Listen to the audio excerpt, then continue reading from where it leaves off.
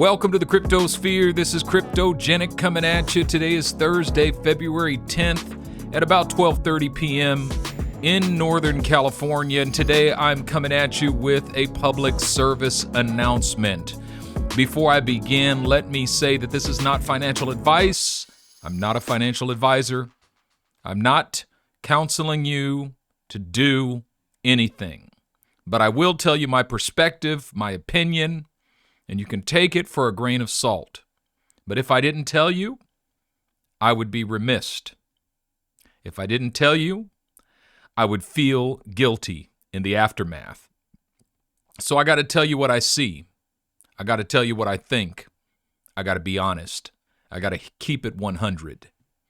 And so in the spirit of keeping it 100 today, I must say to you that if I were to keep it 100, I would tell you from the bottom of my heart that if you are not invested in crypto, you are effed.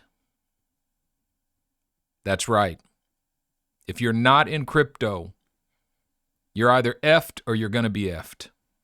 And let me tell you why. First, let me start with the story. It's been a while since I told you a story. When I was a toddler, my parents took me to Knott's Berry Farm.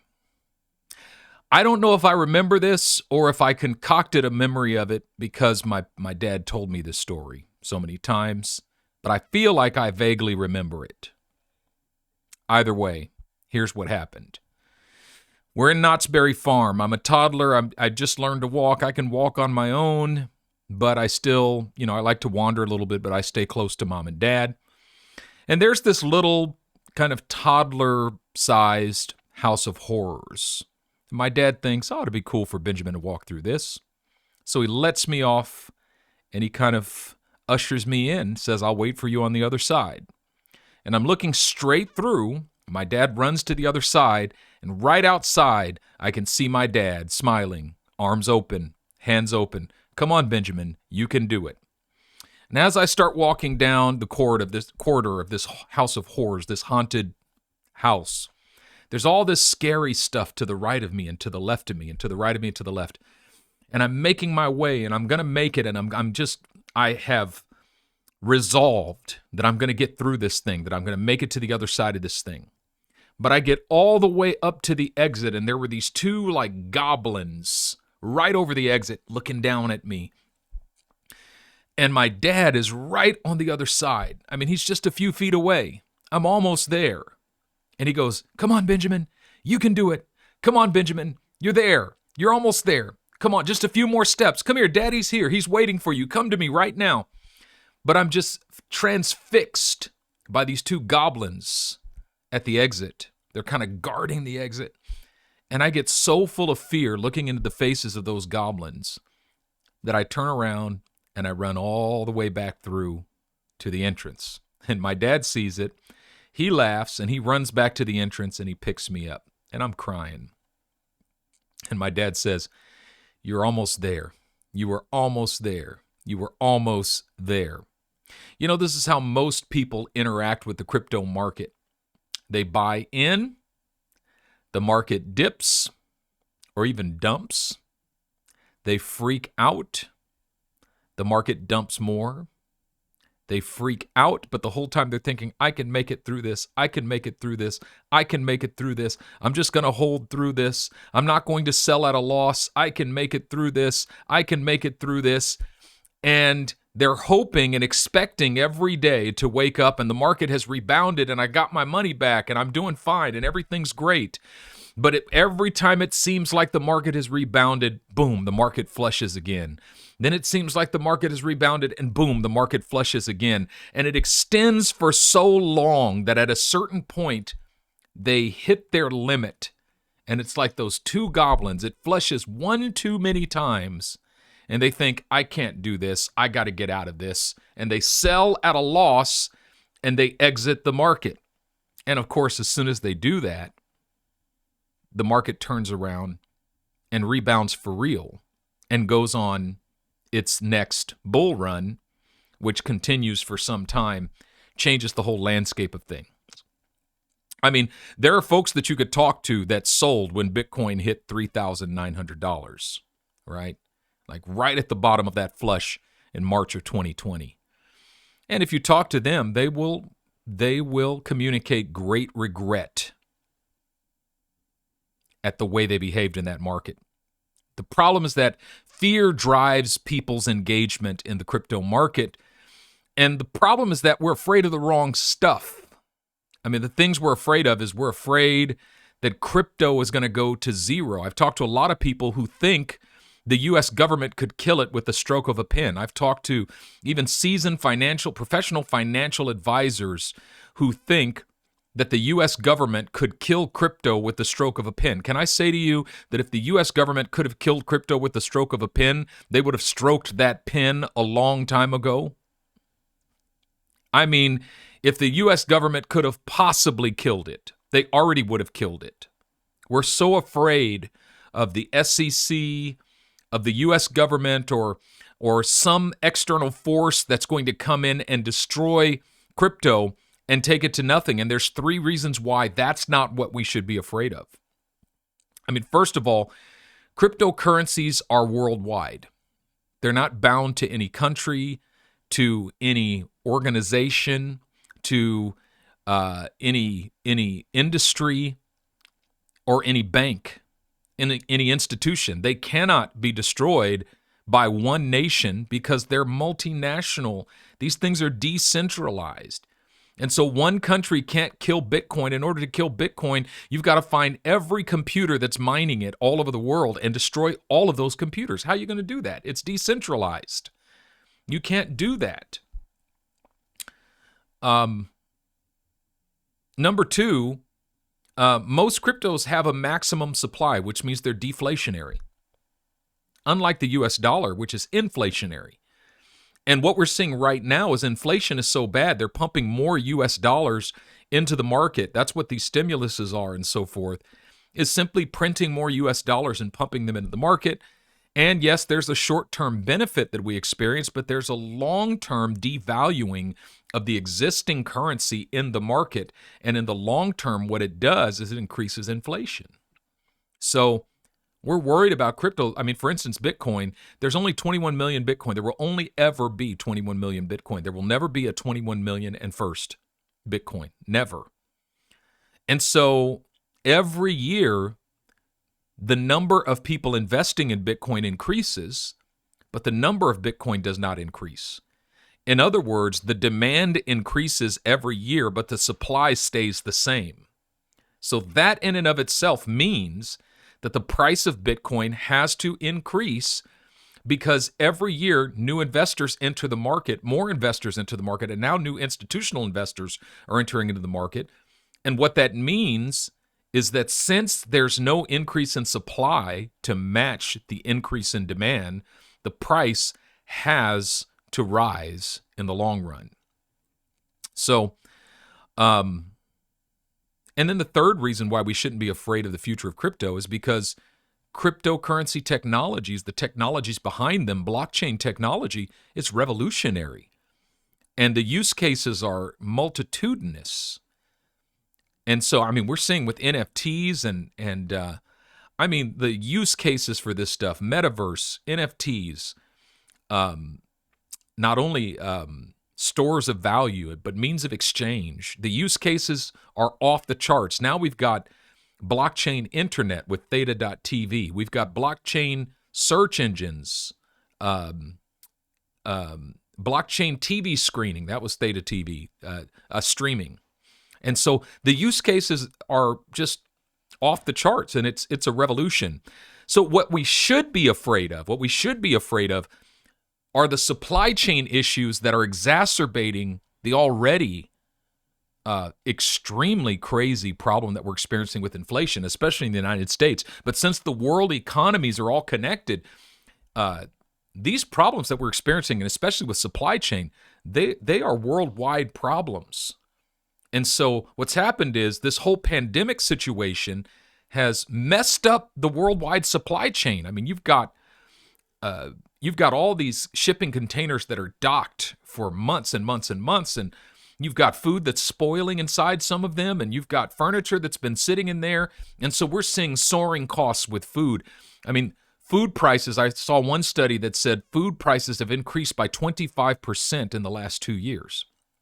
And secondly, that we can expect that rate to continue for at least the next 2 years, which means that if this continues for 2 more years, you're going to see a 50% increase in food costs. Now, already the 25% increase, I mean, you used to be able to get a dozen eggs for like $2.50. Now it's like $4 and something for a dozen eggs. I mean, it's incredible. Well, if you think about what that will do to the average family within a 2 to 3 year period, the average family that's living paycheck to paycheck, that's got no margin.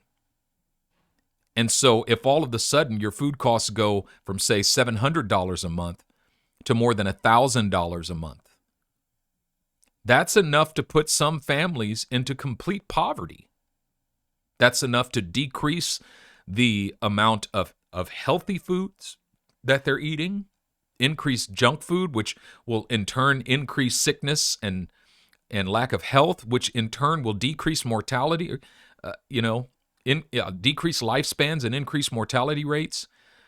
We're getting ready to see in the next several years, we're going to see a domino effect from all of these things. And the economic outcome is going to be the widening of the gap between rich and poor. And so you need to be proactive. And this is why I believe if you're not investing in cryptocurrencies, you're setting yourself up to be effed, because we're not seeing a corresponding increase in salaries, in wages, to keep up with the increase in costs, food costs, furniture costs, construction costs. The costs of virtually everything are increasing, and turnaround times are increasing. And so you need to set yourself up. You need to use the next 3 to 5 years to set yourself up for the inevitable change that's coming to our economy. Otherwise, it's going to catch you off guard. I mean, because maybe you're just not aware of it. A lot of times stuff is happening and stuff is changing, but we're not aware of it until it's too late. And so now here's what keeps the average person from investing in crypto. The average person feels like, unless I have thousands of dollars to invest, it's not going to make a difference. Can I say to you that that's not true? That's not the case. This is the beautiful thing about the promise of the crypto market, is that when the market explodes multiple thousands of percentage points. I mean, if you just do basic Elliott wave theory with some of these high value assets, like for instance, THETA token, and we'll look at the THETA chart in a moment. But I expect THETA token to exceed $1,000 a token within 3 to 5 years. Right now, THETA token is $4, basically. So if I'm right, let's say in 5 years you've got a $1,000 THETA token. If you bought $100 worth of THETA today at $4 a token, you bought 25 THETA token. Well, if in 5 years the cost of a THETA token is $1,000, that's $25,000. So that $100 investment is worth $25,000 in 5 years. Now, let's say between now and the end of the year, THETA token increases in value by 50% every month. Okay? What that would look like is about a $230 THETA token by the end of this year. I'm not saying that's going to happen, but I'm saying let's say that happens. And let's say you invested $100 a month for the rest of this year, February, March, April, May, June, July, August, September, October, November, December. And by the end of the year, we've got a $230 THETA token, but you still invested $100 a month.